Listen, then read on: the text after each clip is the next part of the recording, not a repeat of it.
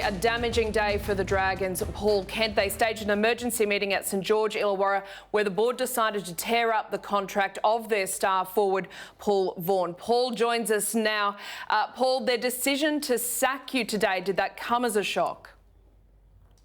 I understand that there was, there was things in place that they had to look at today and in the investigation and all that kind of thing. So, and there was a board meeting that took place. So, I did understand that was going to go forward. So, I just had to sort of wait and hear the outcome of what was going to happen.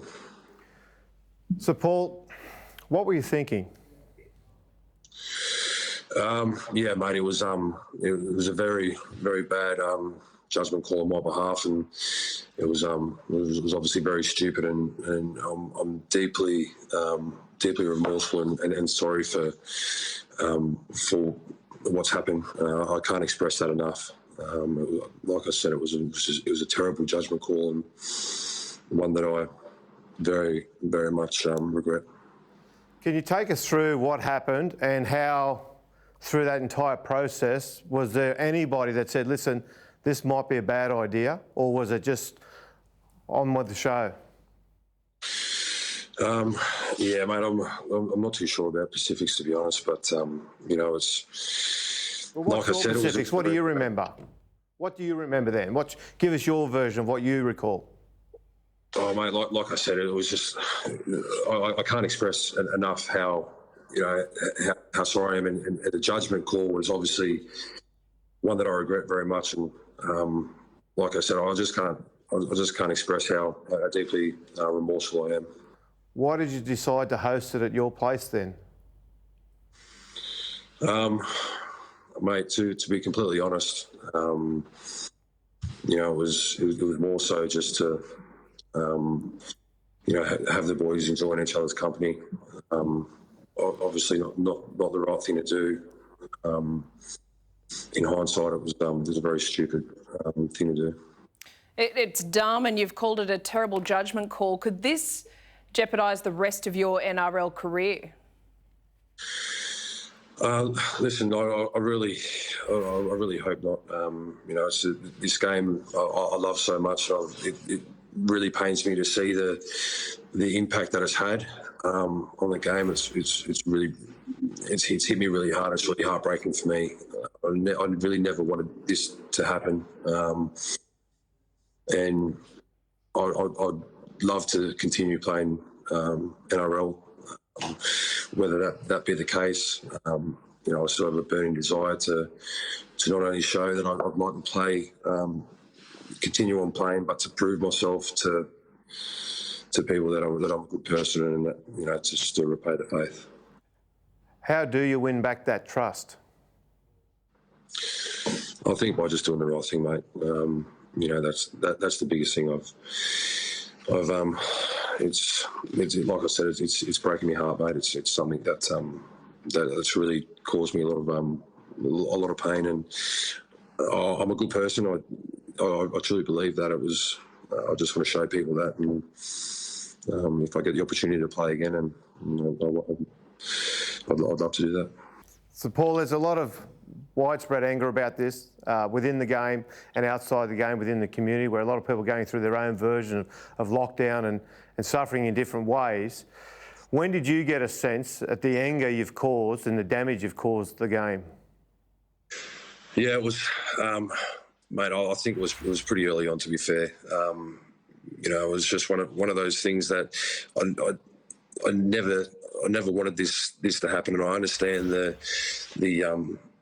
community and the people in NRL, the angst that has caused them. I never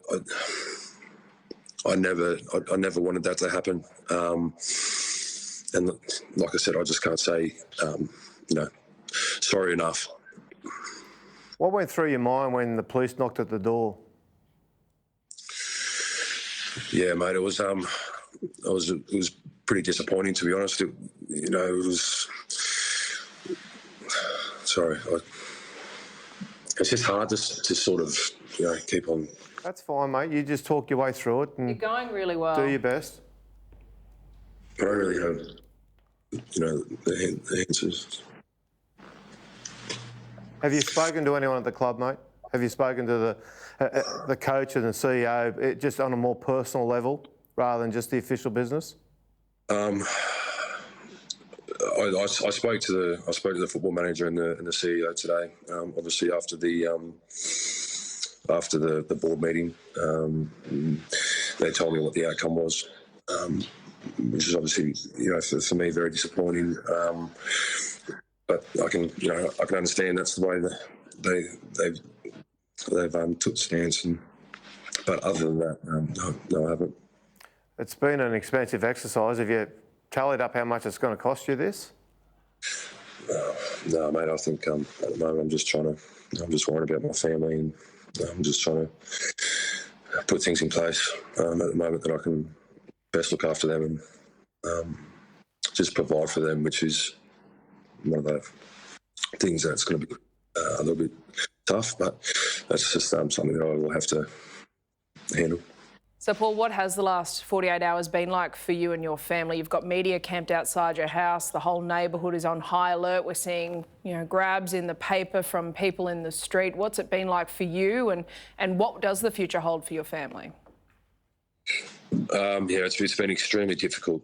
With the last 48 hours have been pretty testing. Obviously not being able to go outside, and just for my daughter and for my wife as well, it's hard to handle that.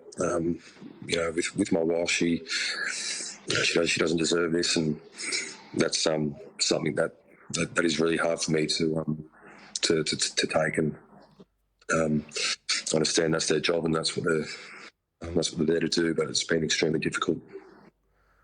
Paul, there's been reports that there were other people at the house during the day. I've spoken to the NRL about that, and they said that they're accepting the version that was given to them, but they would not be surprised if they saw it change. Was it only the 12 other players at the house all day? Yeah, mate. It was just us players throughout the day there. That's all I can say, mate. Well, Paul, it's an extremely difficult time for you and for all Dragons fans. We do appreciate you joining us, and all the best. Thank you. Thanks for the opportunity to come on and express how deeply sorry I am and remorseful. So thanks for the opportunity. Well, a clearly shattered Paul Vaughan there, Kenty. Welcome to 2GB's Ray Hadley and Daily Telegraph's Paul Crawley. Vaughan there taking ownership and expressing over and over again how sorry he is. Paul, do you think that this is now a warning shot to the rest of the NRL, the punishment, and what a different turn his career has now taken? It's very sad, the situation he confronts at the moment, but it should be a warning for every player out there that there are consequences. And I feel that we're just starting to see the consequences now, because for the next month, the Dragons, the team, the coach, the club, the fans have to live through this hell. They will struggle to win a game for the next month. They're going to be missing players every day.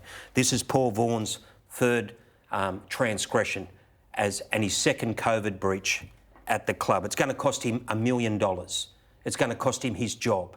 It's shamed him. It's embarrassed his wife. He spoke about his heartache, but he didn't learn his lesson. He didn't learn his lesson. Look, I'm not tumbling for it. I'm very remorseful for the reckless and selfish decision I've made, Vaughan said. Everyone within the Dragons bubble, including myself, are well aware of the protocols in place. I'm sorry for the harm my actions have caused the team. That was August 2020. That was August 2020, not tonight in the interview. And your question to him, Paul Kent, was how much trouble did you think you were in? When did you aware? Oh, pretty early on, he said. Was he aware when he encouraged players to lie to the Integrity Commission, to get them in a Zoom meeting and lie to the club? Was he feeling pressure then or before then? I don't tumble for it. I'd be crying too if I just lost an $800,000 contract and couldn't pay my mortgage. But this puts the game at risk, and I'll tell you something else. The New South Wales Commissioner of Police, Mick Fuller, is currently sending one of his best crack teams to investigate the allegations other people in the House through the course of the day. The NRL believe women arrive to get their husbands, boyfriends and take them home. The coppers aren't tumbling for it. They're looking at an investigation to see if women were there through the course of the day, therefore breaking the COVID bubble and therefore putting the entire game at risk. Now, I'm sorry for Paul Vaughan. I'm even sorrier for his wife and his daughter. But I'm not as sorry as many other people may be, because I've heard it all before. I heard it last year. He even lied on a QR code at that cafe and pretended he was someone else. He's got some form, he's copping it, and he needs to cop it. And the one thing the NRL need to look at, you can't have him signed by another club next week to play against St George Illawarra sometime down the track and give them a hiding. He's got to suffer a penalty. He's suffering a very severe penalty. Yeah, he's suffering a very severe penalty, and he needs to, because he's put the game at risk. And lots of public embarrassment. Yeah, he's got that financial and public embarrassment. It's a pretty costly price. It's very costly. And because he's done it twice, Paul. Yeah. He's done it twice now. He's put the game at risk. The blokes from New Zealand they beat by a point on Friday night, they've been living away from home. Yeah. And they won't get back home till August. Yeah. Everything you say